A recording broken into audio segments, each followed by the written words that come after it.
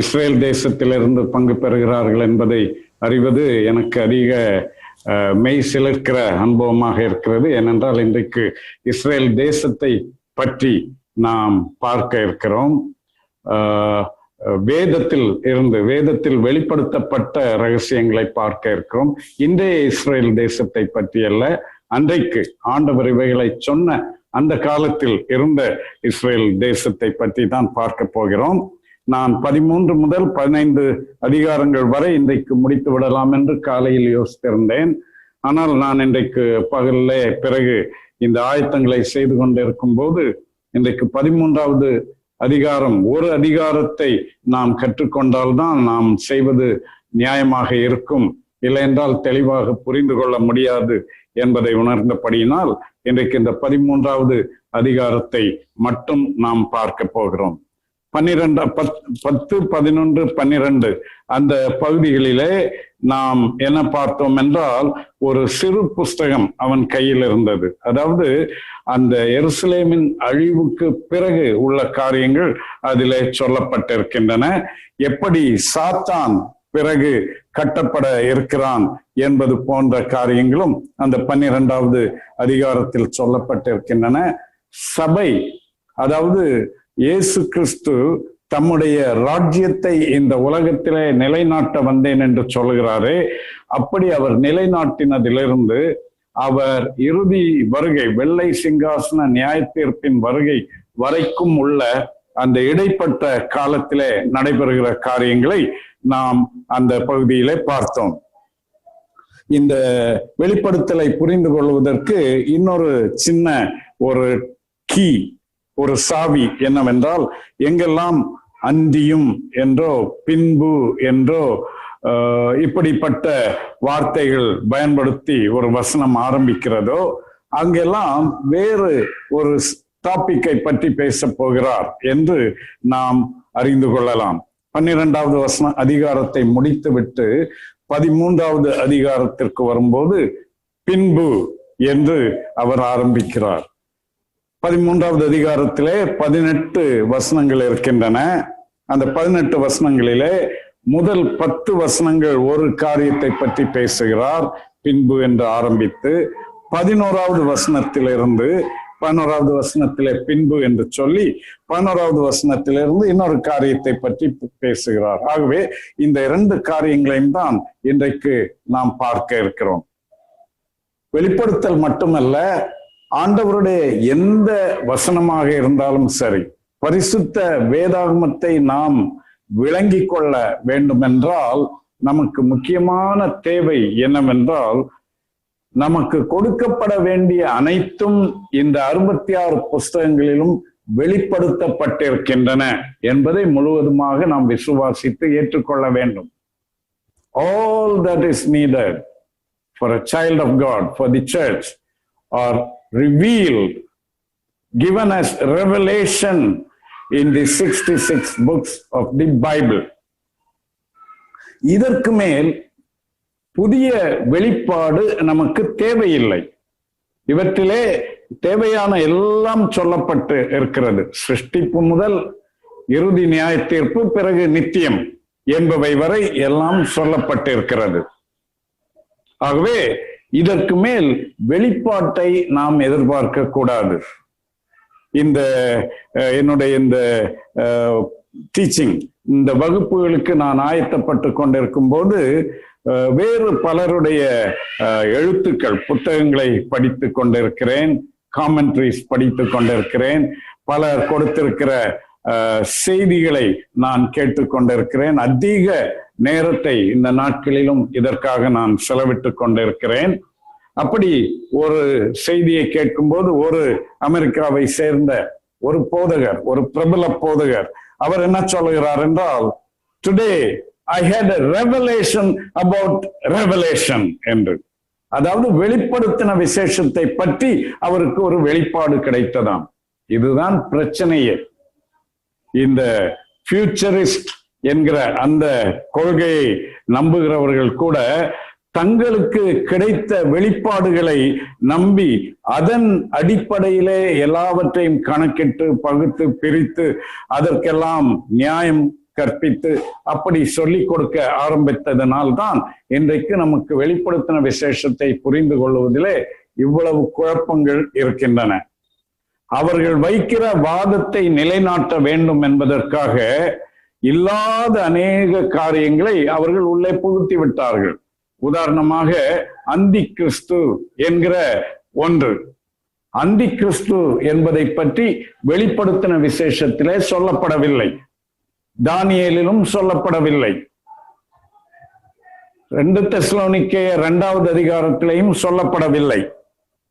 அப்போ எப்படி அந்தி கிறிஸ்து, குறிப்பாக இந்த 13வது அதிகாரத்திலே அந்தி கிறிஸ்து என்கிறார்களே, எங்கிருந்து வந்தது? யோவான் தன்னுடைய 3 நிருபங்களிலே, 1 யோவானிலும் 2 யோவானிலும் 2 நிருபங்களில் மட்டும் அந்தி கிறிஸ்துவை பற்றி சொல்லுகிறார். அவர் அந்தி கிறிஸ்து என்று சொல்லும் போது ஒருமையிலே சொல்லாமல் பன்மையிலே சொல்லுகிறார். பலர் கிறிஸ்துவுக்கு விரோதமாக, அதாவது கிறிஸ்துவுக்கு உடையவர்களாய் இருந்து பிறகு அவரை விட்டு போய்விட்டவர்கள். மத்தேயு 24 அந்த மலை பிரசங்கத்தில் இயேசு சொல்லும் போது அந்தி கிறிஸ்துவை பற்றி சொல்லவில்லை. அது மத்தேயுவிலாக இருந்தாலும் சரி, மார்க்கிலாக இருந்தாலும் சரி, லூக்காவிலாக இருந்தாலும் அந்தி கிறிஸ்துவை பற்றி சொல்லவில்லை. கள்ள கிறிஸ்துக்கள் வருவார்கள் என்று சொல்லியிருக்கிறார். கிறிஸ்து என்றால் மேசியா, அபிஷேகம் பண்ணப்பட்டவர். அபிஷேகம் பண்ணப்பட்ட மேசியா இயேசுதான் என்பதை ஏற்றுக்கொள்ள விரும்பாதவர்கள் இருந்த அந்த காலத்திலே இயேசுவை கொலை செய்து விட்டார்கள். இப்போ பலர் நான் தான் அந்த மேசியா, நான் தான் நீங்கள் எதிர்பார்க்கிற அந்த அபிஷேகநாதர், நான் தான் அந்த கிறிஸ்து என்று கள்ள கிறிஸ்துக்கள், பொய்யான போலியான கிறிஸ்துக்கள் வருவார்கள் என்பதைத்தான் இயேசு சொல்லியிருக்கிறார். ஆக இயேசு சொல்லியிருப்பது அந்தி கிறிஸ்துக்களை பற்றி அல்ல. யோவான் தன்னுடைய நிருபத்திலே சொல்லியிருக்கிற அந்தி கிறிஸ்து என்பவர்கள் கிறிஸ்தவர்களாய் இருந்தவர்கள் கிறிஸ்துவுக்கு துரோகம் செய்கிறவர்களாக மாறிவிட்டவர்களை பற்றி சொல்கிறார். 2க்கும் பெருத்த வித்தியாசம் உண்டு. இதை நாம் புரிந்து கொள்ள வேண்டும். வெளிப்படுத்தின விசேஷத்திலே மிருகம் என்று சொல்லப்பட்டிருக்கிறது. மிருகம் என்று சொல்லப்பட்டிருப்பது அந்தி கிறிஸ்து தான் என்று நான் ஏற்கனவே உங்களுக்கு சொன்னபடி 3ஆம் நூற்றாண்டிலே தெர்ட்டுலியன் தான் அப்படிப்பட்ட ஒரு புது கருத்தை புழக்கத்திலே விட்டுவிட்டார்.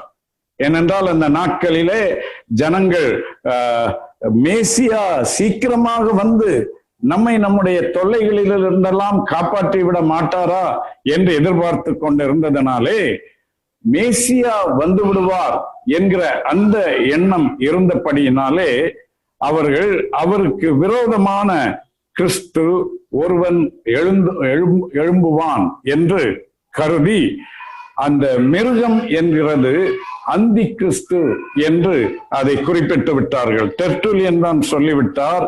2 தெசலோனிக்கேயர் 2வது அதிகாரத்திலே சொல்லப்பட்டிருக்கிற பாவ மனுஷன் என்பதும், யோவான் நிருபங்களிலே சொல்லப்பட்டிருக்கிற அந்தி கிறிஸ்து என்பதும், வெளிப்படுத்தின விசேஷத்திலே சொல்லப்பட்டிருக்கிற மிருகம் என்பதும் ஒன்றுதான் என்று. அது அப்படி கிடையாது. அது தவறான புரிந்து கொள்ளுதலினால் வந்த ஒன்று.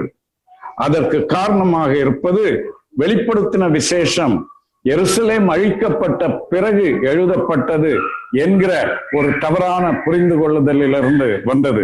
வெளிப்படுத்தின விசேஷத்திலே நாம் பார்க்கிற அநேக சம்பவங்கள் இவையெல்லாம் எருசலேம் நகரம் அழிக்கப்படுவதற்கு முன்னர் எழுதப்பட்டவை என்பதை நமக்கு தெளிவாக சொல்லுகின்றன. பொதுவாக நமக்கு இருக்கிற ஒரு எண்ணம் என்னவென்றால், யோவான் முதலாவது தன்னுடைய சுவிசேஷத்தை எழுதினார், பிறகு தன்னுடைய 3 நிருபங்களையும் எழுதினார், பிறகு கடைசியாக வெளிப்படுத்தின விசேஷத்தை எழுதினார் என்று.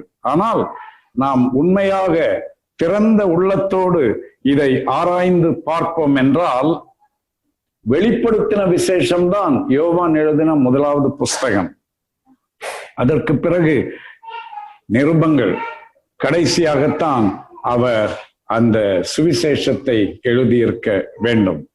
ஆக இந்த எல்லாமே எப்போது எழுதப்பட்டிருந்தாலும் புதிய ஏற்பாட்டில் இருக்கிற 27 புஸ்தகங்களுமே கிபி 68வது ஆண்டுக்கு முன்னர் எழுதி முடிக்கப்பட்டு விட்டன. அதை பற்றி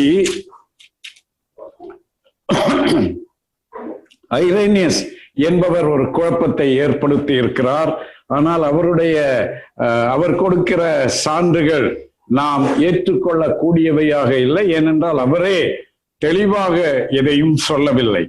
அதே வேளையில் 200ஆம் ஆண்டு கிபி 200ஆம் ஆண்டு வாழ்ந்த அலெக்சாந்திரியாவை சேர்ந்த கிளமெண்ட் என்பவர் who is the rich man, பணக்காரன் யார் என்று ஒரு புஸ்தகம் எழுதியிருக்கிறார்.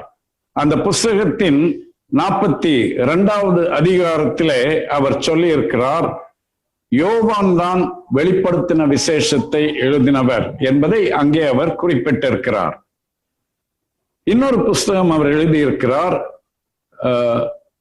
மிஸ்லேனியஸ் என்று, அதாவது பல காரியங்களை பற்றி என்று. பல காரியங்களை பற்றி என்கிற தலைப்பிலே அவர் எழுதியிருக்கிற புஸ்தகத்தின் 7வது அதிகாரத்திலே அவர் சொல்லுகிறார், கிறிஸ்து தம்முடைய வருகையிலே நமக்கு போதித்தவை அகஸ்டஸ் ராயனின் காலத்தில் இருந்து திபேரியு ராஜனின் காலத்தில் முடிந்தன. திபேரியின் ஆட்சியின் மத்திய பாகத்திலே முடிந்தது. அப்போஸ்தலர்களின் போதனைகள் நீரோவின் காலத்தோடு முடிந்தது. நீரோ கிபி 68ஆம் ஆண்டு மரித்தார் என்று எழுதியிருக்கிறார். ஆக இந்த அப்போஸ்தலர்கள் எழுதின எல்லா சுவிசேஷங்களும் நிருபங்களும் வெளிப்படுத்தின விசேஷமும் அப்போஸ்தலர் நடபடிகளும் அனைத்துமே கிபி 68வது ஆண்டுக்கு முன்னரே எழுதப்பட்டு விட்டன. 65வது ஆண்டே எல்லாம் எழுதப்பட்டு விட்டன. ஆகவே இவையெல்லாம் எழுதப்படும் முன்னர் எருசலேம் அழிக்கப்படவில்லை. எருசலேம் அழிக்கப்பட போகிறது என்கிற வெளிப்பாடுதான் இங்கே கொடுக்கப்பட்டிருக்கிறது. இந்த 13வது அதிகாரத்திலும் அதுதான் தெளிவாக கொடுக்கப்பட்டிருக்கிறது. இதை புரிந்து கொள்வதற்காக 2 பகுதிகளாக பிரித்து முதலாவது நாம் இந்த புஸ்தகத்தை வாசிக்க போகிறோம்.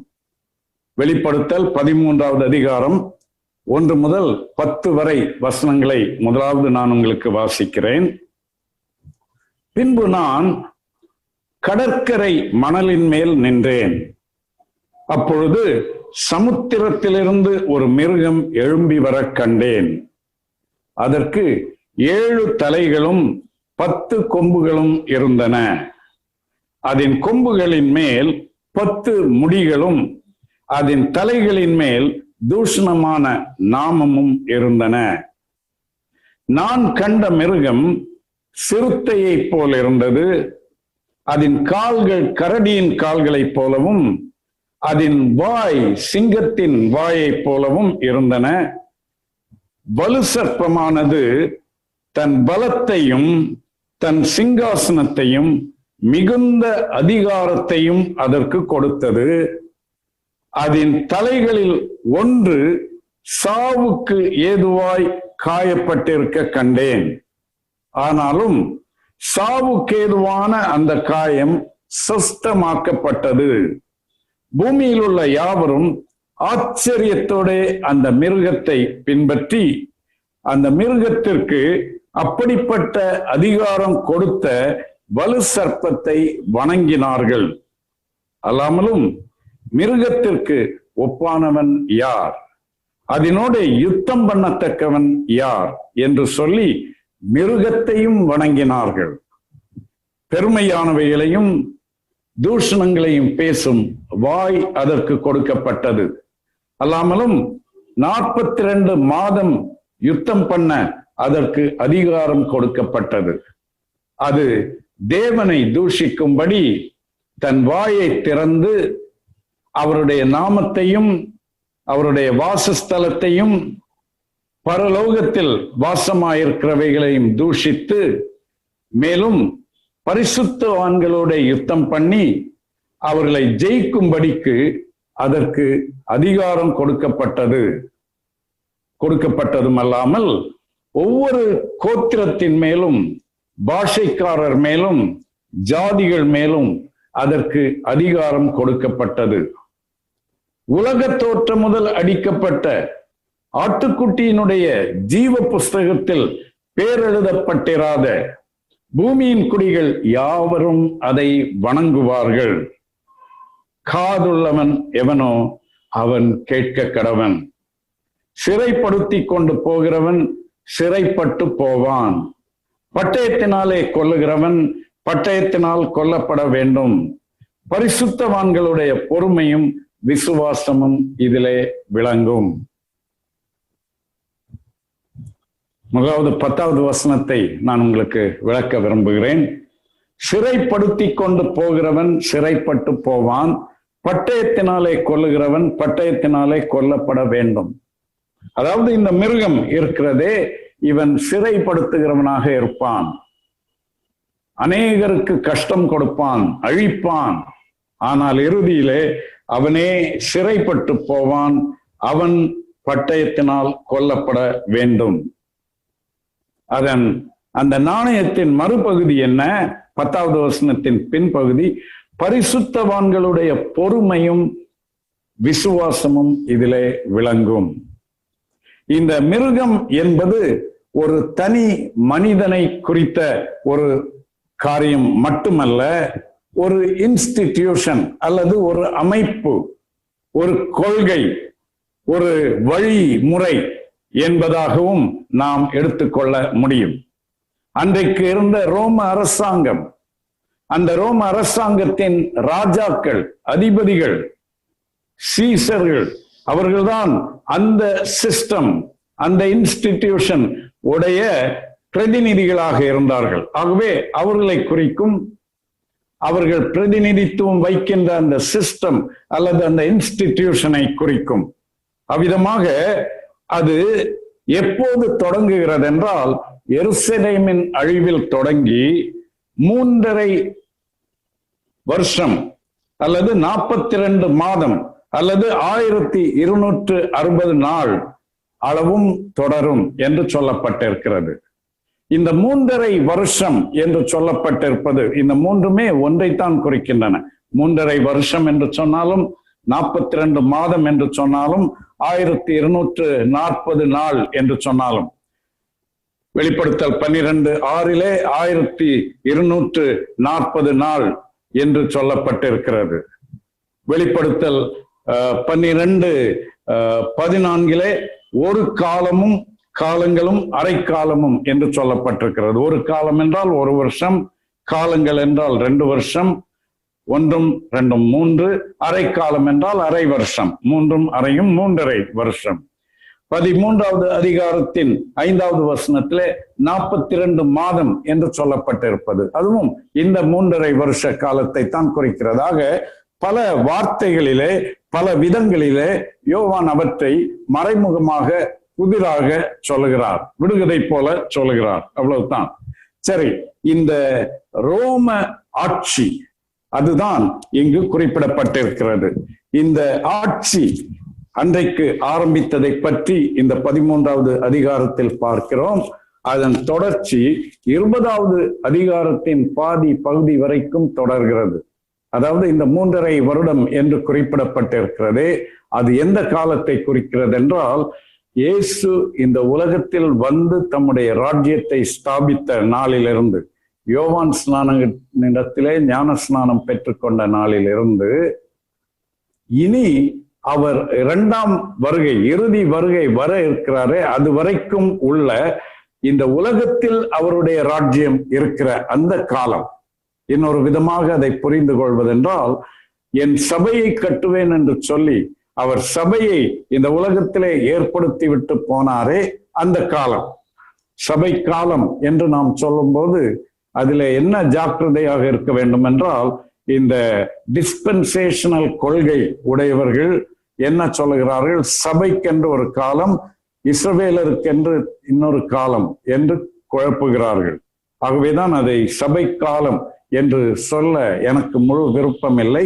அதற்கு பதிலாக கிறிஸ்துவின் உலக ராஜ்யத்தின் காலம் என்று அதை நாம் ஏற்றுக்கொள்ளலாம். ஏனென்றால் சபை என்பது யூதர்கள் அல்லது இஸ்ரவேலர் இல்லாத ஒரு சமுதாயம் அல்ல. பழைய ஏற்பாட்டு காலத்திலே அதிலே இஸ்ரவேலர் தான் இருந்தார்கள். அவர்கள் சபை என்று அறியப்பட்டார்கள். அது பழைய பிரமாணத்தின் காலம், பழைய உடன்படிக்கையின் காலம். ஆனால் புது உடன்படிக்கை ஏற்படுத்தப்பட்ட போது எல்லாவற்றையும் புதிதாக்கின ஆண்டவர் இதிலே இனிமேல் அங்கம் வகிப்பதற்கு விசுவாசம் மட்டும் இருந்தால் போதும், இஸ்ரவேலின் வாரிசாக பிறந்திருக்க வேண்டிய தேவை இல்லை என்கிற அந்த ஒரு புது நிபந்தனையை அறிமுகம் செய்து விட்டார். ஆகவே இந்த புதிய இஸ்ரவேல் என்று அறியப்படுகிற, சபை என்றும் அறியப்படுகிற தம்முடைய ராஜ்யத்திலே 2 சாராரும் இருந்தார்கள். இருதிறத்தாருக்கும் இடையிலே இருந்த பிரிவினை சுவரை ஆண்டவர் உடைத்தெறிந்து விட்டார். யூதன் என்றும் இல்லை, கிரேக்கன் என்றும் இல்லை. 2 பேரும், இருதிறத்தாரும் ஆண்டவருடைய பிள்ளைகள், சமமானவர்கள் என்று அவர் மாற்றிவிட்டார். அவ்விதமாக மாற்றி அந்த 2 பேரும் சேர்ந்ததுதான் சபை. ஆகவே சபை காலம் என்றால் இஸ்ரவேலரும், அதாவது யூதரும் புறஜாதிகளும் சேர்ந்த சபை என்பதை ஏற்றுக்கொண்டோம் என்றால் இதை சபை காலம் என்று சொல்லலாம். இல்லை இல்லை, இஸ்ரவேலருக்கு, யூதருக்கு ஆண்டவர் பிறகு ஒரு காலத்தை வைத்திருக்கிறார். அதற்கு முந்தின காலம்தான் சபை காலம் என்று சொன்னால் அது வேதத்தில் இல்லாத ஒரு போதனை. எப்படி அந்தி கிறிஸ்து மிருகம்தான் என்று வேதத்தில் இல்லையோ, அப்படி சபை என்பது இஸ்ரவேலர் இல்லாத ஒரு சமுதாயம் என்றும் வேதத்தில் சொல்லப்படவில்லை. இஸ்ரவேலரையும் சேர்த்ததுதான் சபை என்றுதான் வேதம் போதிக்கிறது. அதைத்தான் ரோமருக்கு எழுதும் போதும் பவுல் நிலைநாட்டுகிறார். ஆக இந்த தெளிவு நமக்கு இருக்க வேண்டும். இந்த 13வது அதிகாரத்திலே நாம் பார்ப்பது, முதலாவது அந்த எருசலேமின் அழிவின் காலம். அன்பானவர்களே, அநேக நூற்றாண்டுகளாக நம்முடைய முன்னோர்கள் இந்த பகுதிகளை புரிந்து கொள்ளும் போது இன்றைக்கு நமக்கு இருக்கிற அளவு உபகரணங்கள் அவர்கள் கைகளில் இல்லை, டூல்ஸ் இல்லை. இன்றைக்கு இருக்கிற அளவு தெளிவு அவர்களுக்கு கிடைக்கவில்லை. ஆகவே பலவற்றை தெளிவாக அவர்கள் புரிந்து கொள்ளவில்லை. ஆனால் இன்றைக்கு அந்த ஜோசிபஸ் என்கிற ஒரு இராணுவ அதிகாரியாக இருந்தவர், சரித்திர ஆசிரியராக வார்ஸ் ஆஃப் ஜெருசலம், எருசலேமின் யுத்தங்கள் என்று ஒரு புஸ்தகத்தை எழுதியிருக்கிறார். எப்போது எழுதியிருக்கிறார்? அந்த காலத்திலேயே, முதல் நூற்றாண்டிலேயே, இந்த அழிவுகள் எல்லாம் நடந்த நாட்களிலேயே எழுதியிருக்கிறார். அவர் கிறிஸ்தவன் அல்ல, அவர் வேதாகமத்தை வாசித்தவர் அல்ல, குறிப்பாக புதிய ஏற்பாட்டை அவர் வாசித்தவர் அல்ல. அவருக்கு இயேசு மத்தேயு சுவிசேஷத்துல என்ன சொன்னார் என்பது தெரியாது, மலை பிரசங்கத்துல என்ன சொன்னார் என்பது தெரியாது, யோவான் வெளிப்படுத்தின விசேஷத்துல என்ன சொன்னார் என்பது தெரியாது. ஆனால் இவர்கள் சொன்ன காரியங்கள் எல்லாவற்றின் நிறைவேறுதலை அவர் தன்னுடைய கண்களிலே கண்டிருக்கிறார், அதை எழுதி வைத்திருக்கிறார். ஆக அந்த வார்ஸ் ஆஃப் ஜெருசலம் என்கிற புஸ்தகத்தை படித்து அதோடு இந்த மலை பிரசங்கத்தையும் வெளிப்படுத்தின விசேஷத்தையும் தானியேலின் வெளிப்பாடுகளையும் ஒப்பிட்டு பார்ப்போம் என்றால், தீர்க்க தரிசனமாக தானியேலாலும் இயேசுவாலும் யோவானாலும் பவுலாலும் எல்லாம் சொல்லப்பட்டவை மிக துல்லியமாக நிறைவேறி இருக்கின்றன என்பதற்கு ஒரு அத்தாட்சி தான் அந்த ஜோசிபஸ் எழுதியுள்ள வார்ஸ் ஆஃப் இஸ்ரேல் என்கிற புஸ்தகம். சரி, அதுல இந்த இஸ்ரவேலின் யூதர்களின் அழிவு மிக துல்லியமாக எழுதி கொடுக்கப்பட்டிருக்கிறது. அது மிக முக்கியமான ஒரு சம்பவம். நாம் அதை பற்றின அதிக அறிவு இல்லாததுனாலே அதை பெரிதாக நினைப்பதில்லை. ஆனால் அதுதான் மிக இந்த கடைசி வருகை குறித்த வெளிப்பாட்டிலே, தீர்க்க தரிசனத்திலே அதுதான் ஆரம்ப புள்ளி. மிக முக்கியமாக நாம் புரிந்து கொள்ள வேண்டிய ஒன்று.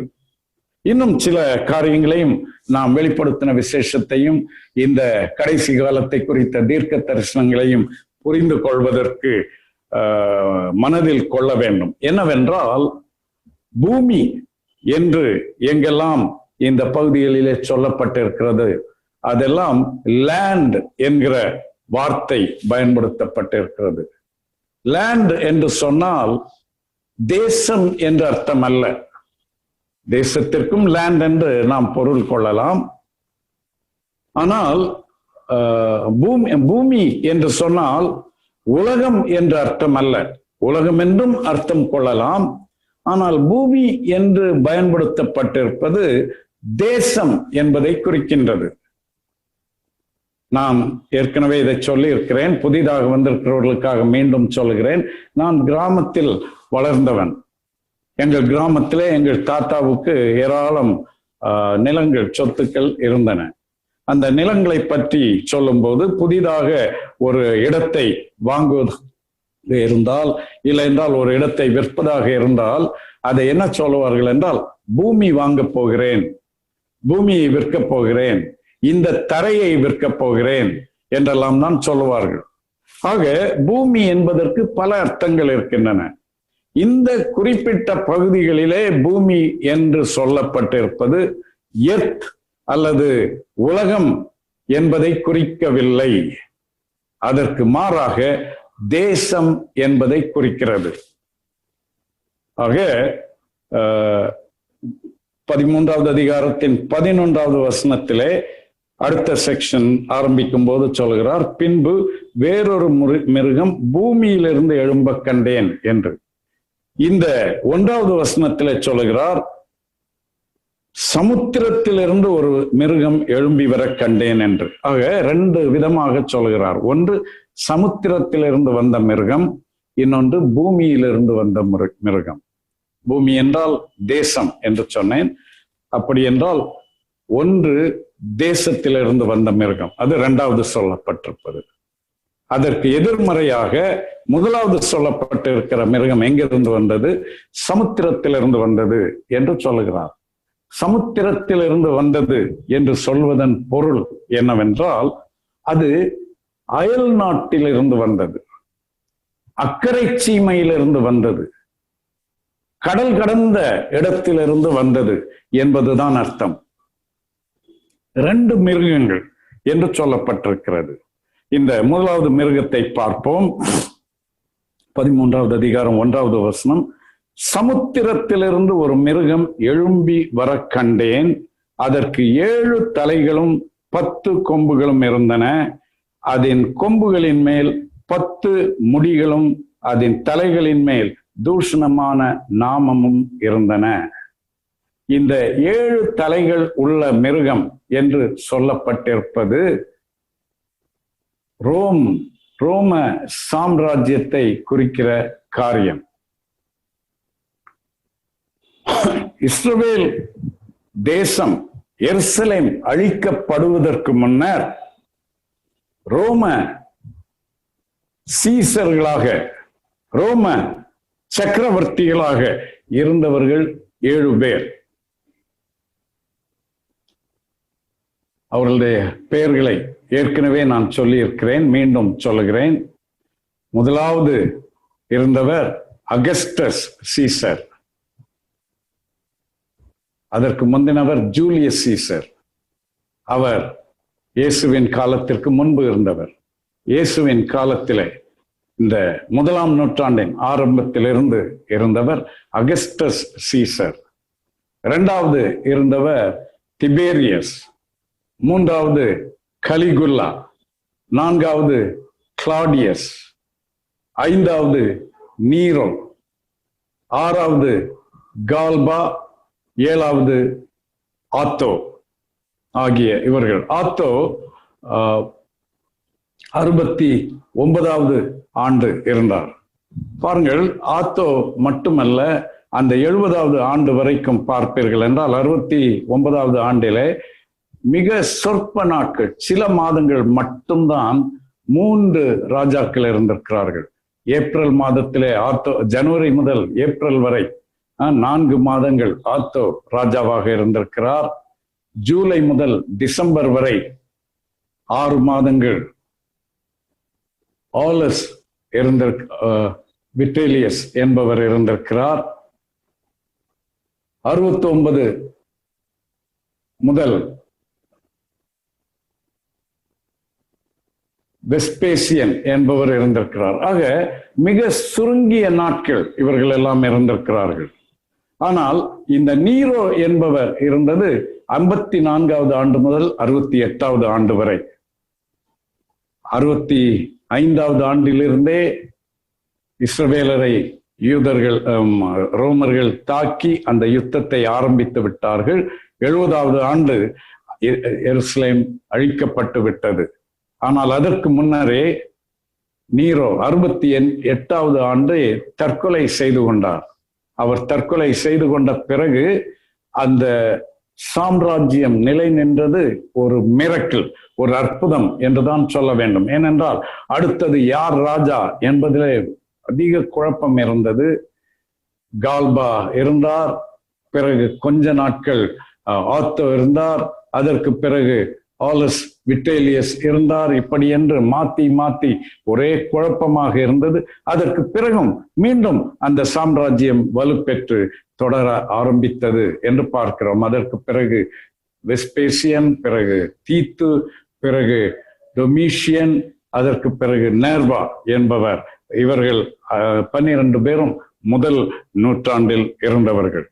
சரி, அந்த நாட்களிலே இந்த ரோம ராஜாக்களாக இருந்தவர்களில் குறிப்பாக நீரோ என்கிற மன்னன் தான் மிருகம் என்கிற பெயரிலே அழைக்கப்பட்டவர்.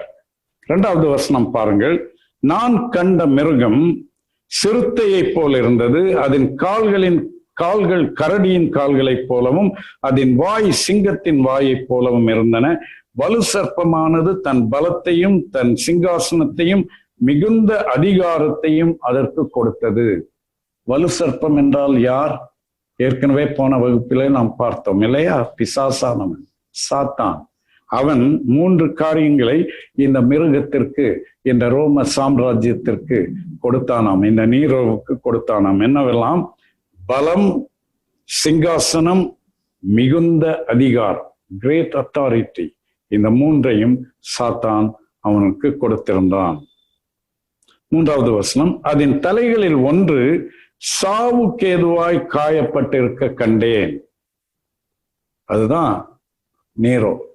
அதாவது அவன் தற்கொலை செய்து கொள்ளுகிறான். அப்போ சாம்ராஜ்யமே அழிந்து விடுகிற நிலை வந்துவிட்டது. ஆனாலும் சாவுக்கேதுவான அந்த காயம் சுஸ்தமாக்கப்பட்டது. 3 மாதம் 6 மாதம் என்று மாத்தி மாத்தி ராஜாக்கள் இருந்து எல்லாம் அழிந்து போகிற நிலையாக, நிலையற்ற தன்மை இருந்தது. பிறகும் அந்த சாம்ராஜ்யம் தப்பி பிழைத்து கொண்டது. அந்த சாவுக்கேதுவான காயம் சுஸ்தமாக்கப்பட்டது. பூமியில் உள்ள யாவரும் ஆச்சரியத்தோட அந்த மிருகத்தை பின்பற்றி அந்த மிருகத்திற்கு அப்படிப்பட்ட அதிகாரம் கொடுத்த வலு சர்ப்பத்தை வணங்கினார்கள். அதாவது சாத்தானை வணங்கினார்கள். அல்லாமலும் மிருகத்திற்கு ஒப்பானவன் யார்? ரோம சாம்ராஜ்யத்திற்கு ஒப்பானவன் யார்? அதனோட யுத்தம் பண்ணத்தக்கவன் யார் என்று சொல்லி மிருகத்தையும் வணங்கினார்கள். இயேசுவை காட்டி கொடுத்த போது, இயேசுவை சிலுவையிலே அறைய வேண்டும் என்று சொன்ன போது, அவரை விடுவிக்க வேண்டும் என்று பிலாத்து விரும்பின போது கூட அதற்கு அவர்கள் சம்மதிக்கவில்லை.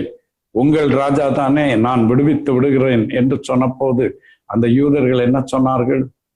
சீசர் தான் எங்களுடைய ராஜா, ராயனே அன்றி வேறு ராஜா எங்களுக்கு கிடையாது என்று அந்த மிருகத்தை தங்கள் ராஜாவாக ஏற்றுக்கொண்டவர்கள். 5வது வசனம். பெருமையானவைகளையும் தூஷணங்களையும் பேசும் வாய் அதற்கு கொடுக்கப்பட்டது. அல்லாமலும் 42 மாதம் யுத்தம் பண்ண அதற்கு அதிகாரம் கொடுக்கப்பட்டது. ஆம், எருசலேமை அழிப்பதோடு அது நின்றுவிடப் போவதில்லை. உபத்திரவ காலம் அதோடு நின்றுவிடவில்லை, அதோடு ஆரம்பமாகிறது. சபை இந்த உலகத்திலே எத்தனை நூற்றாண்டுகள் இருந்தாலும் அத்தனை நூற்றாண்டுகளும் சபைக்கு சாத்தானிடத்திலிருந்து பெரிய சவாலும் வேதனையும் காத்து கொண்டுதான் இருக்கின்றன. யுத்தம் செய்வான், சத்துரு வெள்ளம் போல வருவான், பாதாளத்தின் வாசல் நம்மை மேற்கொள்ள முயற்சி செய்யும் என்பதற்கு எந்த சந்தேகமும் கிடையாது. ஆக இந்த 3.5 ஆண்டுகள் என்று சொல்லப்பட்டிருப்பது சபை கிறிஸ்துவின் இறுதி வருகை வரைக்கும் உள்ள ஒரு லாங் பீரியட். ஏற்கனவே நாம் பார்த்தோம், 1000 வருஷம் என்று சொல்லப்பட்டிருந்தாலும் சரி, 70 வருஷம் என்று சொல்லப்பட்டிருந்தாலும், 3.5 வருஷம் என்று சொன்னாலும் அவையெல்லாம் சிம்பாலிக், அடையாளமாக சொல்லப்பட்டவை, ரூபப்படுத்தி சொல்லப்பட்டவை. எக்ஸாக்ட் என்று சொல்ல முடியாது. அது ஒரு குறிப்பிட்ட கால வரையறையை சொல்லுவதற்காக அடையாளமாக சொல்லப்பட்டவை. அவன் என்ன செய்வானாம்? 6வது வசனம், அந்த மிருகம் தேவனை தூஷிக்கும்படி தன் வாயை திறந்து அவருடைய நாமத்தையும் அவருடைய வாசஸ்தலத்தையும் பரலோகத்தில் வாசமாய் இருக்கிறவர்களையும் தூஷித்து, மேலும் பரிசுத்தவான்களோட யுத்தம் பண்ணி அவர்களை ஜெயிக்கும்படிக்கு அதற்கு அதிகாரம் கொடுக்கப்பட்டதும் அல்லாமல் ஒவ்வொரு கோத்திரத்தின் மேலும், பாஷைக்காரர் மேலும், ஜாதிகள் மேலும் அதற்கு அதிகாரம் கொடுக்கப்பட்டது. தானியேலின் வெளிப்பாட்டிலும் தீர்க்க தரிசனத்திலும் இதைத்தான் பார்க்கிறோம். எல்லா மனிதர்கள் மேலும் அதிகாரம் உடையவனாக சாத்தான் இருக்கிறான். அவனுக்கு கிறிஸ்தவர்களை துன்புறுத்த அதிகாரம் கொடுக்கப்பட்டிருக்கிறது. ஒரு காலகட்டத்திலே கிறிஸ்தவர்களை ஜெயிப்பதற்கும் அவனுக்கு அனுமதி கொடுக்கப்பட்டிருக்கிறது. அப்படி என்றால் கிறிஸ்தவர்கள் தோற்றுவிட்டார்கள் என்று அர்த்தமாகி விடாது. அவன் ஒரு காலகட்டத்தில் ஜெயிப்பான், மீண்டும் அவன் கட்டுப்பாட்டிற்குள் கொண்டு வரப்படுவான் என்பது தேவ திட்டமாக இருக்கிறது. யார் இவனை வணங்குவார்களாம் என்றால், 8வது வசனம் பாருங்கள். உலகத் தோற்றம் முதல் அடிக்கப்பட்ட ஆட்டுக்குட்டி. உலகத் தோற்றம் முதல் அடிக்கப்பட்ட ஆட்டுக்குட்டி என்றால் யார்? இயேசு கிறிஸ்து. இயேசு கிறிஸ்து திடீரென்று 2000 ஆண்டுகளுக்கு முன்னே அடிக்கப்பட்டவர் என்று நாம் எடுத்துக்கொள்ள முடியாது. உலகத் தோற்றத்திற்கு முன்னரே அந்த காரியம் தேவனால் தீர்மானிக்கப்பட்டு விட்டது. ஆக அவ்விதமாக உலகத் தோற்றம் முதல் அடிக்கப்பட்ட ஆட்டுக்குட்டியினுடைய ஜீவ புஸ்தகத்தில் பேர் எழுதப்பட்டிராத பூமியின் குடிகள் யாவரும் அதை வணங்குவார்கள். அதாவது இயேசு கிறிஸ்துவின் பிள்ளைகளாக மாறாத யாவரும் அதை வணங்குவார்கள். இன்றைக்கு இந்த தேசத்திலே இந்த மதம், அந்த தேசத்திலே அந்த மதம் என்றெல்லாம் சொல்லுகிறோமே, மொத்தத்திலே 2 பிரிவாகத்தான் ஆண்டவர் பிரித்து பார்க்கிறார். ஒன்று, ஆட்டுக்குட்டியானவருடைய ஜீவ புஸ்தகத்தில் பேர் எழுதப்பட்டவர்கள். இன்னொரு சாரார் ஆட்டுக்குட்டியினுடைய ஜீவ புஸ்தகத்தில் பேர் எழுதப்பட்டிராத பூமியின் குடிகள். ஆக இந்த யுத்தம் தொடர்ந்து நடந்து கொண்டிருக்கும். 9வது வசனத்தில் சொல்லுகிறார், காதுள்ளவன் எவனோ அவன் கேட்க கடவன். அதாவது என்ன சொல்லுகிறார் என்றால், இது ஒரு ஓப்பன் டிக்ளரேஷன் அல்ல, ஓப்பன் அனௌன்ஸ்மெண்ட் அல்ல, இது ஒரு ரகசிய தகவல். இது தெரிந்து கொள்ளப்பட்டவர்களுக்கு, என்னுடைய ஜனத்திற்கு என்று நான் கொடுக்கிற சீக்ரெட் இன்ஃபர்மேஷன், இன்சைட் இன்ஃபர்மேஷன் என்பதை ஆண்டவர் தெளிவாக சொல்லுகிறார். இப்போ 11வது வசனத்திற்கு வருவோம். 11வது வசனத்திலிருந்து நான் வாசிக்கிறேன் பாருங்கள்.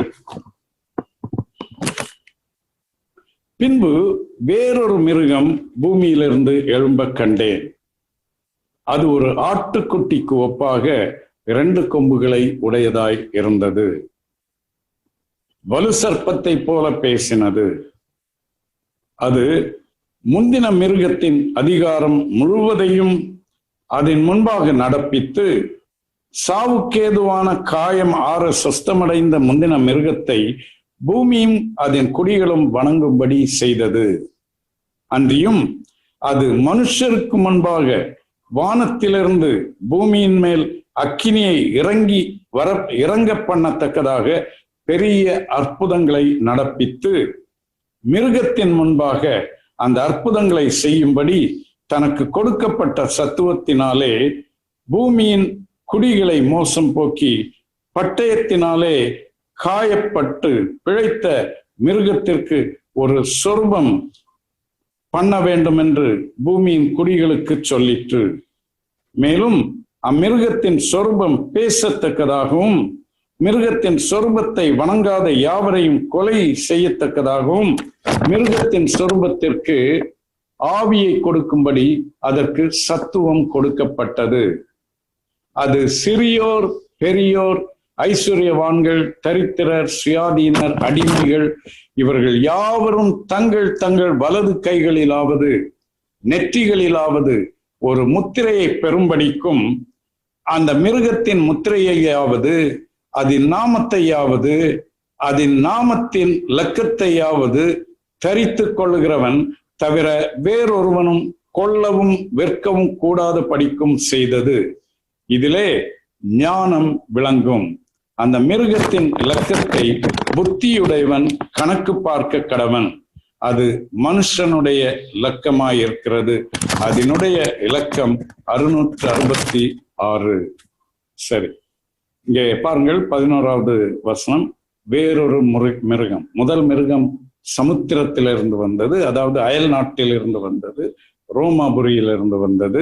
இரண்டாவது மிருகம் தேசத்திலேயே எழும்பின ஒரு மிருகம், அதாவது இஸ்ரவேல் மக்களுடைய சொந்த தேசத்திலேயே எழும்பின ஒரு மிருகம்.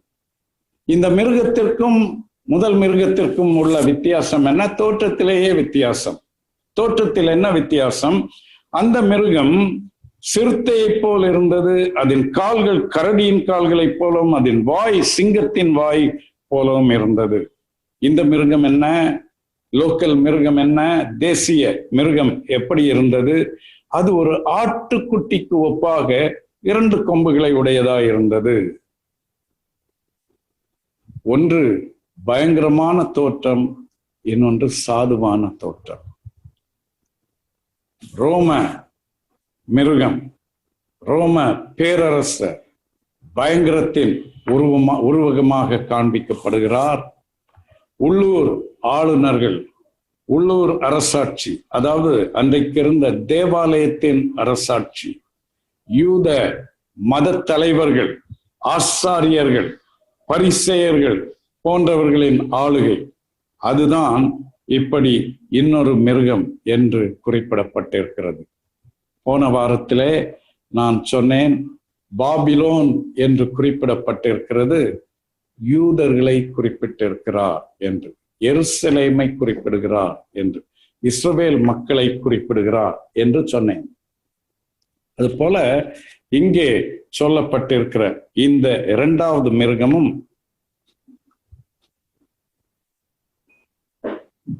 யூதர்களையும் யூத மதத்தையும் குறிப்பதாக இருக்கிறது. பாருங்கள், இதற்கும் இதுவும் என்ன செய்கிறதா? வலு சர்ப்பத்தை போலதான் பேசுகிறது. ஆகவேதான் இதை பற்றி சொல்லும்போது, இந்த மிருகத்தை பற்றி சொல்லும்போது வேறு பகுதிகளில என்ன என்று சொல்லப்பட்டிருக்கிறது. 16வது அதிகாரத்தின் 13வது வசனத்தை பாருங்கள். 16-11. அப்பொழுது வலு சர்ப்பத்தின் வாயிலும் மிருகத்தின் வாயிலும் கள்ள தீர்க்கதரிசியின் வாயிலும் இருந்து தவளைகளுக்கு ஒப்பான 3 அசுத்தாவிகள் புறப்பட்டு வர கண்டேன். வலு சர்ப்பம், மிருகம், கள்ள தீர்க்கதரிசி என்று சர்ப்பத்திற்கு பிறகு, அதாவது சாத்தான், பிறகு அந்த நீரோ, பிறகு இந்த உள்ளூர் தலைவர் கள்ள தீர்க்கதரிசி என்று சொல்லப்படுகிறார். உள்ளூர் மிருகம் கள்ள தீர்க்கதரிசி என்று சொல்லப்படுகிறது. பாருங்கள், இது யூதர்களுக்கு எழுதப்படுகிறது. யூதர்களுக்கு தீர்க்க தரிசனம் என்றால் தெரியும். இது ரோமருக்கு எழுதப்படுவதல்ல, கிரேக்கருக்கு எழுதப்படுவதல்ல, புறஜாதியருக்கு எழுதப்படுவதல்ல, யூதருக்கு எழுதப்படுகிறது. ஆகவே சொல்லுகிறார், ரோமிலிருந்து வருகிற மிருகம் ஒன்று, கள்ள தீர்க்கதரிசியாகிய மிருகம் ஒன்று என்று சொல்லுகிறார். ஏன் கள்ள தீர்க்கதரிசி என்கிறார் என்றால் மத தலைவர். ஏன் அதை சொல்லுகிறார் என்றால் யூத மார்க்கத்தில் இருந்து கொண்டே வலு சர்ப்பத்தை போல பேசுகின்றது, தேவனை போல பேசவில்லை. மாய்மாலமான மதம். ஆகவே கள்ள தீர்க்கதரிசி என்று சொல்லுகிறார். 12வது வசனத்திலிருந்து அதை பற்றி இன்னும் நமக்கு தெளிவு கிடைக்கிறது பாருங்கள். அது முந்தின மிருகத்தின் அதிகாரம் முழுவதையும், முந்தின மிருகம் என்றால் என்ன? ரோம் என்கிற மிருகம், நீரோ என்கிற மிருகம். அந்த நீரோ என்கிற மிருகத்தின் அதிகாரம் முழுவதையும் அதன் முன்பாக நடப்பித்து சாவுக்கேதுவான காயமாற சுஸ்தமடைந்த முந்தின மிருகத்தை பூமியின் அதன் குடிகளும் வணங்கும்படி செய்தது. கொஞ்சம் கொஞ்சம் இன்றைய செய்திகளை படித்து பார்ப்பது போல இருக்கிறது இல்லையா? அடிமை அரசு அடிமை அரசு என்று சொல்லுகிறார்களே, அதை போல மேலே ஒரு அரசு, கீழே ஒரு அரசு, கீழே இருக்கிற அரசு மேலே இருக்கிற அரசுக்கு அடிமை வேலை செய்வது போல அன்றைக்கும் இந்த யூதர்கள் எல்லாம் ரோம அரசனுக்கு அடிமை வேலை செய்து கொண்டிருந்தார்கள். என்ன செய்து கொண்டிருந்தார்களாம்? இந்த நீரோவைத்தான் நம்முடைய தேசத்தில் இருக்கிற அனைத்து குடிமக்களும் வணங்க வேண்டும் என்று சொன்னது. பூமி என்று சொன்னால் உலகம் முழுவதும் என்று அர்த்தம் அல்ல. யூதேயா தேசத்தில், இஸ்ரவேல் தேசத்தில் இருக்கிற அனைவருமே இந்த நீரோவை வணங்க வேண்டும் என்று அந்த மத தலைவர்கள், யூத மத தலைவர்கள் வலியுறுத்தினார்களாம், வற்புறுத்தினார்களாம். 13வது வசனம் 13 அன்றியும் அது மனுஷருக்கு முன்பாக வானத்திலிருந்து பூமியின் மேல் அக்கினியை இறங்க பண்ணத்தக்கதாக பெரிய அற்புதங்களை நடப்பித்தது. பாருங்க, கிரேக்கர், ரோமர், யூதர், இந்த 3 குழுக்களையும் எடுத்துக்கொள்ளுங்கள். கிரேக்கருடைய சிறப்பு என்ன? கிரேக்கர் என்னத்தை தேடினார்களாம்?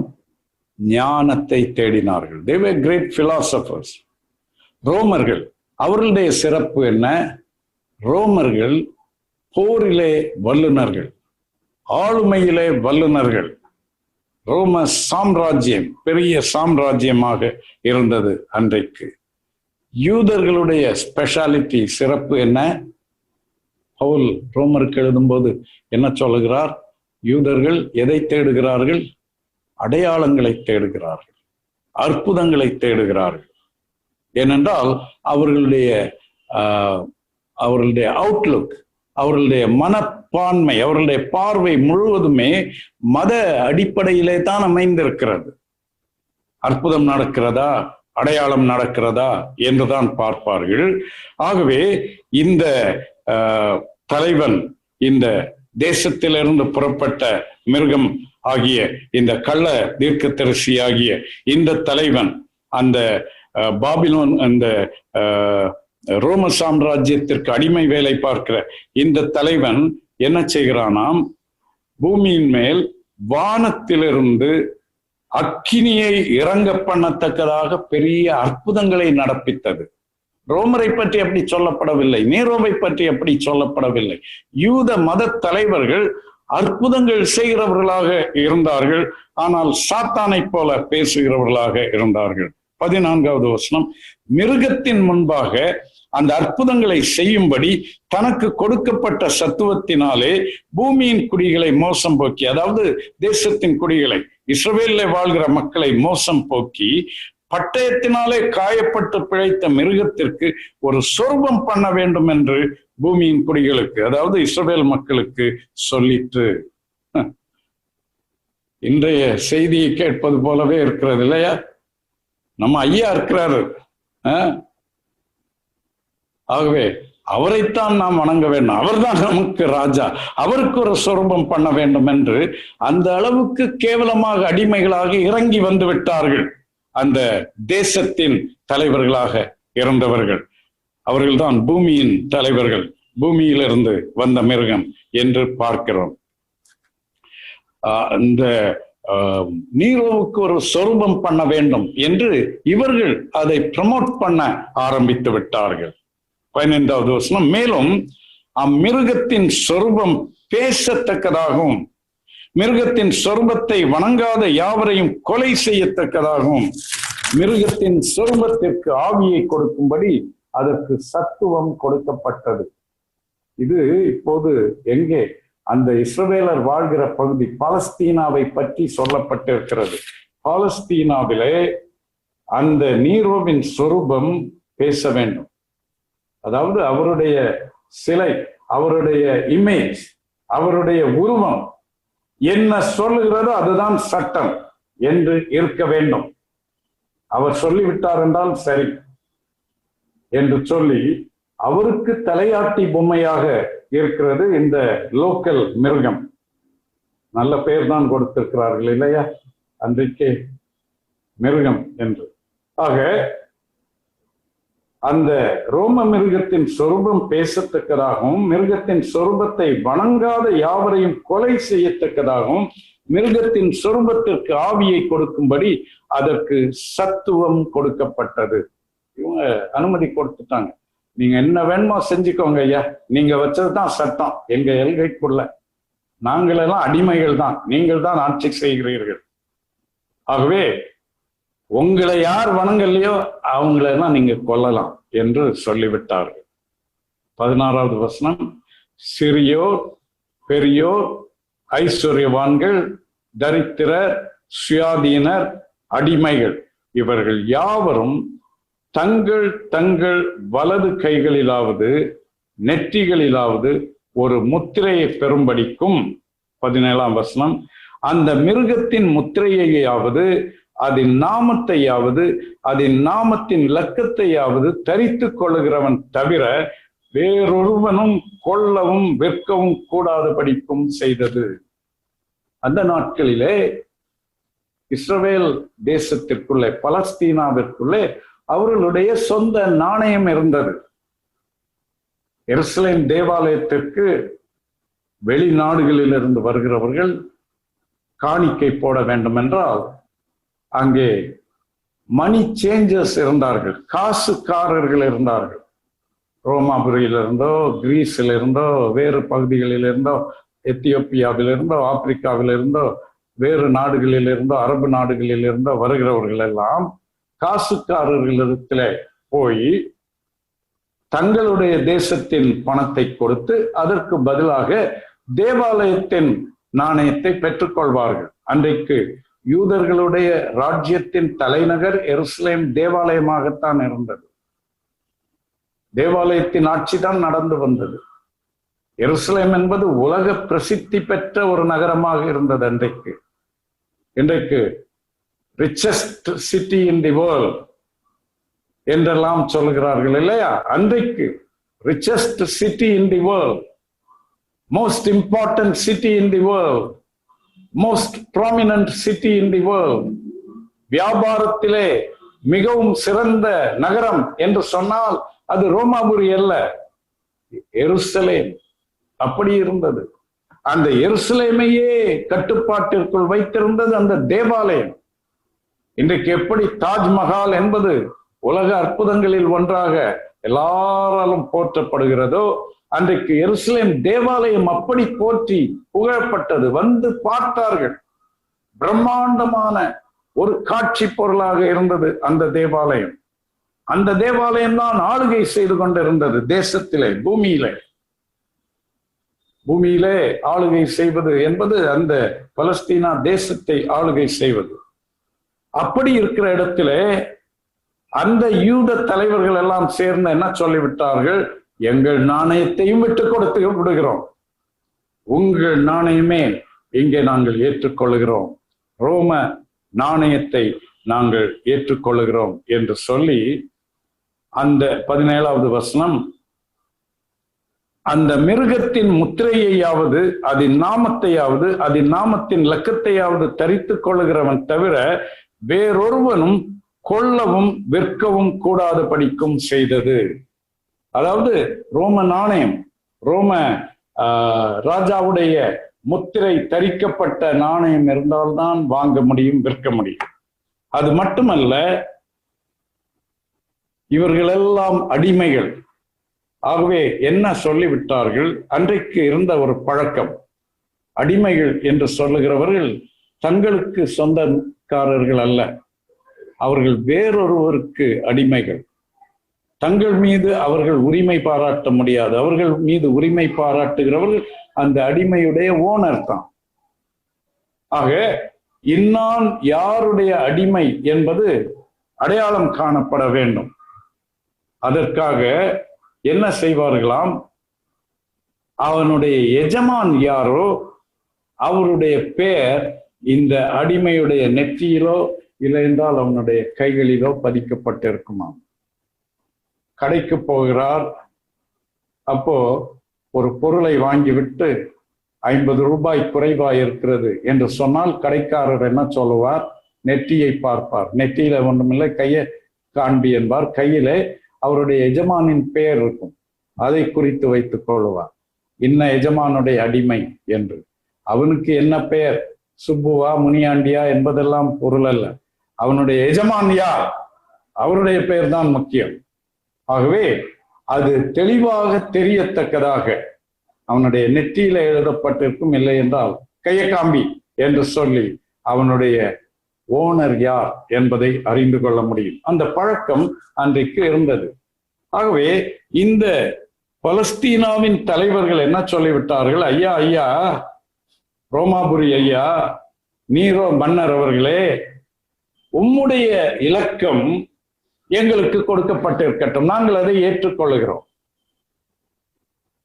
நாங்கள் யார் என்று கேட்டால் நீரோவுடைய அடிமைகள் என்று சொல்லிவிடுகிறோம் என்று சொல்லிவிட்டார்கள். ஏனென்றால் நீரோ சொல்லிவிட்டார், என்னுடைய இலக்கம், என்னுடைய நாமம், என்னுடைய அடையாளம் இல்லாமல் ஒருவனும் ஒரு பொருளையும் விற்கவோ வாங்கவோ முடியாது என்று எல்லாரும் இந்த அடையாளத்தை பெற்றுக்கொள்ள வேண்டும் என்று சொல்லிவிட்டார். இப்ப பாருங்கள், இப்படிப்பட்ட ஒரு சூழ்நிலை இருக்கிற இடத்திலே தேவனை ஆராதிக்கிறவர்கள், கிறிஸ்துவை ஏற்றுக்கொண்டவர்கள், மேசியா வந்துவிட்டார் என்று தங்களை மேசியாவின் சந்ததியாக மாற்றிக்கொண்டவர்கள் ஒரு கூட்டம் இருந்தார்கள். இயேசு அவர்களுக்கு கொடுத்திருந்த பெயர் தான் தெரிந்து கொள்ளப்பட்டவர்கள். அவர்களுடைய நிலைமை என்ன? அவர்கள் நீரோவையும் ராஜாவாக ஏற்றுக்கொள்ள தயாராக இல்லை. ஏனென்றால் ஆண்டவர் தான் அவர்களுக்கு ராஜா. இந்த யூதர்களையும் ராஜாவாக ஏற்றுக்கொள்ள தயாராக இல்லை. அப்போ அவர்கள் இந்த முத்திரையை தரித்துக் கொள்ள முடியுமா? சிலர் ஒருவேளை சரி என்ன பண்ணுவது, உயிர் பிழைப்பதற்கு என்று சொல்லி அதை தரித்து கொண்டிருக்கலாம். ஆனால் அநேகர் அதை தரித்து கொள்ள மாட்டோம் என்று சொல்லிவிட்டிருப்பார்கள். அப்படி சொன்னால் அவர்கள் கொல்லப்படுவார்கள். ஆகவே தொடர்ந்து வருகிற அதிகாரங்களிலே பார்ப்போம் என்றால் 14வது அதிகாரத்திலே பார்க்கிறோம். 14வது அதிகாரத்தின் 1வது வசனத்திலே, பின்பு நான் பார்த்த போது இதோ சீயோன் மலையின் மேல் ஆட்டுக்குட்டியானவரையும் அவரோட கூட அவருடைய பிதாவின் நாமம் தங்கள் நெற்றிகளில் எழுதப்பட்டிருந்த 144,000 பேரையும் நிற்க கண்டேன். இதை தெளிவாக அடுத்த வகுப்பிலே பார்க்கலாம். புரிந்து கொள்ளுதலுக்காக இதை சொல்லுகிறேன். இதெல்லாம் பரலோக காட்சி. அடுத்தது பரலோகத்துல காண்கிற ஒரு காட்சியை சொல்லுகிறார். அவர்கள் யாராம்? இந்த 1,44,000 பேர் என்றால் என்ன? 12 இன்று 12 144 இன்று 1000, அதுதான் 1,44,000. 12 என்பது ஒரு பரிபூரணத்தின் எண். 12 என்று இன்று 12 என்று சொன்னால் அது முழு பரிபூர்ணம். 1000 என்பது ஒரு பெரிய எண்ணிக்கை. ஆக 144,000 அதுதான் 1,44,000 என்று சொல்லப்பட்டிருக்கிறது. ஆகவே அது ஒரு எக்ஸாக்ட் நம்பர் அல்ல, அது ஒரு அடையாள எண். யார் இவர்கள்? அவர்கள் எல்லாம் 3வது வசனம், அவர்கள் சிங்காசனத்திற்கு முன்பாகவும் 4 ஜீவன்களுக்கு முன்பாகவும் மூப்பர்களுக்கு முன்பாகவும் புதுப்பாட்டை பாடினார்கள். அந்த பாட்டு பூமியிலிருந்து மீட்டுக் கொள்ளப்பட்ட 1,44,000 பேரை அல்லாமல் வேறொருவரும் கற்றுக்கொள்ள கூடாதிருந்தது. யார் இவர்கள்? 4ஆம் வசனம், ஸ்திரீகளால் தங்களை கரைப்படுத்தாதவர்கள் இவர்களே, கற்புள்ளவர்கள் இவர்களே, ஆட்டுக்குட்டியானவர் எங்கே போனாலும் அவரை பின்பற்றுகிறவர்கள் இவர்களே. இவர்கள் மனுஷரிலிருந்து தேவனுக்கும் ஆட்டுக்குட்டியானவருக்கும் முதற் பலனாக மீட்டு கொள்ளப்பட்டவர்கள். ஃபர்ஸ்ட் ஃப்ரூட்ஸ், திருச்சபையின் முதற் பலன்கள், ரட்சிப்பின் முதற் பலன்கள். இப்போது எங்கே இருக்கிறார்கள்? யோவான் இதை எழுதும் போது எங்கே இருக்கிறார்கள்? அவர்கள் மோட்சத்திலே இருக்கிறார்கள். ஆக இந்த நெற்றியிலே இந்த முத்திரையை ஏற்றுக்கொள்ளாதவர்கள் யார்? அவர்கள் யாராம்? அவர்கள் நெற்றியிலே என்ன எழுதப்பட்டிருக்கிறது?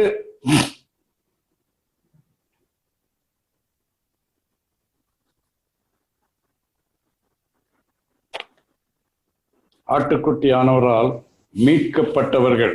ஆக இப்படிப்பட்ட பிதாவின் நாமம் அவர்களுடைய நெற்றிகளில் எழுதப்பட்டிருந்தது என்று 1வது வசனத்திலே பார்க்கிறோம். இதுதான் இன்றைக்கு கேள்வி. நாம் இந்த உலகத்தின் அடையாளத்தை நம்முடைய நெற்றிகளிலே தரித்திருக்க போகிறோமா? கிறிஸ்துவின் அடையாளத்தை, பிதாவின் அடையாளத்தை நம்முடைய நெற்றிகளிலே தரித்திருக்க போகிறோம். What is going to be our identity? சிலர் இன்றைக்கு எப்படி இருக்கிறார்கள் என்றால் தேச பக்தர்கள். ஆண்டவருக்கு பக்தர்களாக இருப்பதை விட தேச பக்தர்களாக இருக்கிறார்கள்.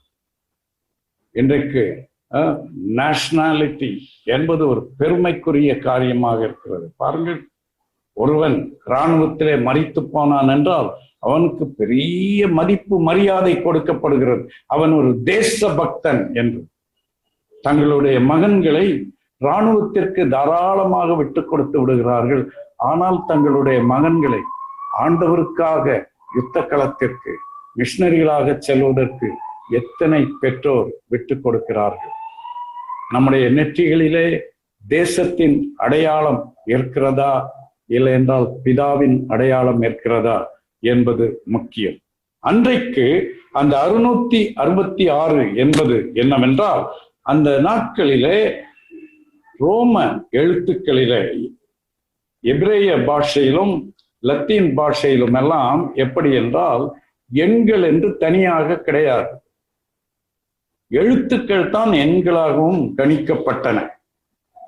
ஆக ஒரு எழுத்துக்கு ஒரு குறிப்பிட்ட நியூமெரிக் வேல்யூ, எண் வேல்யூ இருந்தது, மதிப்பீடு இருந்தது. அப்படி நீரோ என்கிற அந்த பெயர், அதன் எழுத்துக்கள் அந்த பாஷையில கூட்டி பார்க்கும்போது 666 என்று வரும். அதை கிரேக்க பாஷையிலே பார்த்தால் 606 என்று வரும். ஆக 666 என்று சொல்லப்பட்டால் அன்றைக்கு வாழ்ந்த நீரோவுடைய எண் அது. ஆகவே அன்றைய காலகட்டத்திலே அந்த மிருகம், கடற்கரையிலே கடலில் இருந்து வந்த மிருகமாகிய அந்த நீரோவுடைய எண் தான் 666. அந்தி கிறிஸ்துவுடைய எண் 666 என்று வேதாகமத்தில் எங்கேயும் சொல்லப்படவில்லை. ஆனால் அன்று நீரோ ஆரம்பித்த அதே கஷ்டம் இந்த 3½ ஆண்டுகள் 42 மாதம் யுத்தம் பண்ண அதற்கு அதிகாரம் கொடுக்கப்பட்டது என்று சொல்லப்பட்டிருக்கிறதே. ஆகவே இந்த தேசங்கள் எல்லாம் இறுதி வரைக்கும் சபைக்கு எதிராக, கர்த்தருடைய பிள்ளைகளுக்கு எதிராக போராடி கொண்டுதான் இருப்பார்கள், இம்சை கொடுத்து கொண்டுதான் இருப்பார்கள், கொலை செய்து கொண்டுதான் இருப்பார்கள். தங்களுடைய நாமத்தை இவர்கள் தங்கள் நெற்றிகளிலோ கைகளிலே தரித்து கொள்ள வேண்டும் என்று வற்புறுத்துவார்கள். ஆனால் நாங்கள் இயேசுவின் நாமம் தரிக்கப்பட்டவர்கள் என்று சொல்லுகிறவர்கள் தேவைப்பட்டால் தங்கள் ஜீவனையும் கிறிஸ்துவுக்காக இழக்க தயார் நிலையில் இருக்கிறவர்களாக இருக்க வேண்டும். இராணுவத்திலே சேருகிறவர்கள் என்ன அறிவோடு சேருகிறார்கள்? தேவைப்பட்டால் என்னுடைய ஜீவனையும் போர்க்களத்திலே கொடுக்க நான் தயார் நிலையில் தான் செல்லுகிறேன் என்று. இராணுவத்திலே போர்க்களத்திற்கு போய்விடுகிற எல்லாரும் வேலை ஓய்வு பெற்று ஊருக்கு வந்து தங்கள் ஓய்வு காலத்தை குடும்பத்தோடு செலவழிப்பார்கள் என்று சொல்லிவிட முடியாது. சில போர்க்களத்திலேயே வாலிபர்களாகவே மரித்து விடுவார்கள். அதுபோலத்தான் கிறிஸ்துவுக்காக நாம் அவருடைய நாமம் தரிக்கப்பட்டவர்களாக இருப்போம் என்றால், ஒருவேளை அவருடைய நாமம் தரித்தவர்கள் என்கிற அந்த ஒரே காரணத்திற்காக, அதாவது அந்த சிஸ்டம், அந்த இன்ஸ்டிடியூஷன், அரசாட்சி பெரிய அதிகாரத்தை தங்கள் கைகளிலே வைத்துக் கொள்ளுகிறவர்கள், அவர்களுடைய ஆதிக்கத்தை நாம் நம்முடைய நெற்றிகளிலோ கைகளிலோ ஏற்றுக்கொள்ள சம்மதிக்கவில்லை என்கிற ஒரே காரணத்திற்காக இந்த உலகத்தை விட்டு நாம் அகற்றப்படலாம். ஆனால் அப்படி அகற்றப்பட்டால் ஆண்டவரோடு நித்திய ராஜ்யத்திலே வேறு ஒருவரும் கற்றுக்கொள்ளக்கூடாத அந்த பாடலை, புதுப்பாட்டை பாடுகிறவர்களாக காட்சியளிப்போம் என்பதுதான் இந்த பகுதியின் போதனையாக இருக்கிறது. ஆகவே அன்பானவர்களே, அந்த நாட்களிலே எருசலேம் அழிக்கப்படும் போது நீரோ மன்னராக இருந்தார். அவருடைய இலக்கம்தான் 666 என்பது. அன்று முதல் துன்பம் ஆரம்பிக்கிறது. அது யூதர்களை குறிவைத்து ஆரம்பிக்கப்பட்ட துன்பமாக இருந்தாலும் பிறகு கிறிஸ்தவர்களுக்கு பெரும் துன்பமாக இறுதி வரைக்கும் தொடரப்போகிறது என்பதுதான் வேதத்தின் போதனை, வெளிப்படுத்தலின் போதனை. ஆண்டவர் தாமே இந்த தெளிவை நமக்கு தந்து தொடர்ந்து இந்த மீதி பகுதிகளை நாம் தெளிவாக விளங்கிக் கொள்ளவும், அதனால் தேவனுடைய சரியான வெளிப்பாடு என்ன என்பதை ஆண்டவர் நமக்கு வெளிச்சம் போட்டு காண்பிக்கவும் வேண்டும் என்று நான் ஆண்டவரிடத்திலே நம்முடைய நேரத்தை ஒப்புக் கொடுக்கிறேன். கண்களை மூடி நாம் ஜெபிப்போம். ஜெபித்த உடனே இந்த நிறைவுக்கு வரும். அதற்கு பின்னர் போக விரும்புகிறவர்கள் போகலாம். கேள்விகள் கேட்க விரும்புகிறவர்கள், இல்லை என்றால் என்ன கேட்கிறார்கள் என்று கேட்க விரும்புகிறவர்கள் அமர்ந்து தொடர்ந்து இன்னும் கொஞ்ச நேரம் நாம் நேரம் செலவழித்து விட்டு பிறகு பிரிந்து செல்லலாம். கண்களை மூடி நாம் ஜெபிப்போம். நல்ல ஆண்டவரே, உடைய ஜீவ வசனம் மாறாதது, அது தெளிவானது, அது இனிமையானது. நன்றியோடு ஸ்தோத்திரிக்கிறோம் அப்பா. இன்றைக்கும் இந்த வெளிப்படுத்தின விசேஷம் 13வது அதிகாரத்தை விளங்கிக் கொள்ள எங்களுக்கு தந்த கிருபைக்காக நன்றி ஆண்டவரே. நாங்கள் புதிய வெளிப்பாட்டை தேடவில்லை, அது எங்களை தவறான பாதையிலே கொண்டு போய்விடும். ஒவ்வொருவரும் தங்களுக்கு வரும் வெளிப்பாட்டை பிடித்து கொண்டிருப்பார்கள், எல்லாம் குழப்பமாய் மாறிவிடும். ஆகவே ஏற்கனவே நீர் கொடுத்த வெளிப்பாட்டை நீர் வெளிச்சம் போட்டு காண்பிக்க வேண்டும், எங்களுக்கு விளங்க செய்ய வேண்டும் என்று கேட்கத்தான் வந்திருக்கிறோம். ஆண்டவரே, உம்முடைய வெளிச்சத்திற்காக நன்றி, உம்முடைய விளக்கத்திற்காக நன்றி. இதை நாங்கள் சரியாக விளங்கிக் கொண்டு புரிந்து கொண்டு ஆண்டவரே, அதனால் பலன் பெற்று உமக்கென்று தைரியமாக நிற்க எங்களுக்கு கிருபை தாரும். எங்கள் இரட்சகராகிய இயேசு கிறிஸ்துவின் நாமத்தில் கேட்கிறோம் எங்கள் நல்ல பிதாவே, ஆமீன்.